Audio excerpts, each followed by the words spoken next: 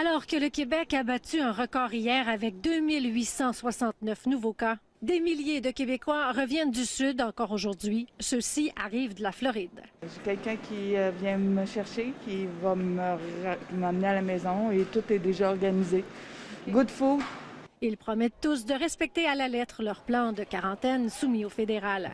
Je m'en vais chez nous pour 14 jours. Fait qu'on va rester seul à la maison, puis pour tout ce qui reste épicerie, ben oui, c'est juste ça qui te va en ce moment, fait que l'épicerie, c'est tout en ligne maintenant. Mais quand nous sortons à l'extérieur de l'aéroport, nous constatons que certains entrent directement en contact avec des chauffeurs de Uber ou de taxi. Vous êtes un ami? Vous êtes un Uber?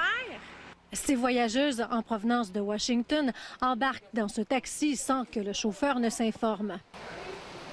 Ce jeune s'en va droit au restaurant. Un autre, qui débarque lui aussi de Fort Lauderdale, ne s'en va pas tout de suite à la maison. Il prend un vol interne avec des centaines d'autres voyageurs. On va prendre un vol pour Toronto maintenant. Et la majorité des voyageurs rencontrés n'ont pas l'intention de réclamer la prestation de 1 000 $. De toute façon, le ministre Rodriguez les avertit, les critères vont bientôt changer. Maintenant, ça, c'est une brèche, c'est-à-dire qu'il y a comme un loophole, comme disent les anglophones, et on n'a pas prévu ça, puis on va le régler. C'est inacceptable.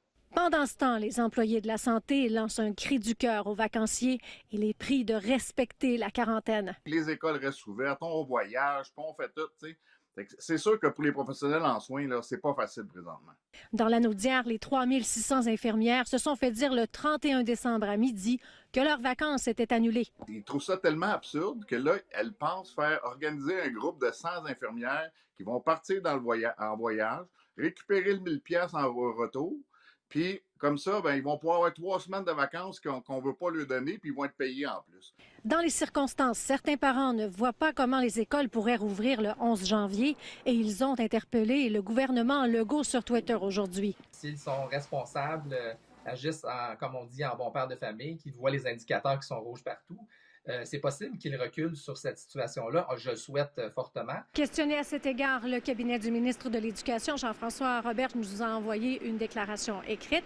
Pour l'instant, pas question de changer les plans, réouverture des classes prévue le 11 janvier. Mais, dit-il, la situation est préoccupante. On pourrait revoir tout cela et tenir les gens au courant. Mais notre priorité est de maintenir les écoles ouvertes. Véronique Dubé, TVA Nouvelles, Montréal.